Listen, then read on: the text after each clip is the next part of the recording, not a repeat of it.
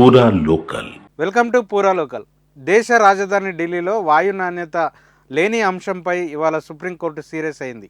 వాయు నాణ్యతను పర్యవేక్షించడానికి, కాలుష్యాన్ని నియంత్రించడానికి ఎటువంటి చర్యలు తీసుకోవడం లేదని వాయు నాణ్యత నిర్వహణ కమిషన్పై సుప్రీంకోర్టు ధర్మాసనం ఆగ్రహం వ్యక్తం చేసింది.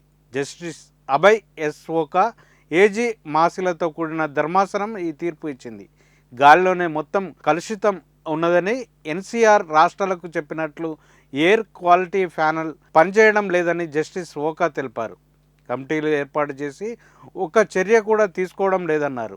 సిఏక్యూఎం పూర్తిగా పనిచేయలేదని చెప్పడం లేదని, కానీ అనుకున్న రీతిలో ఆ ప్యానెల్ పర్ఫార్మ్ చేయలేదని జస్టిస్ ఓకా వెల్లడించారు.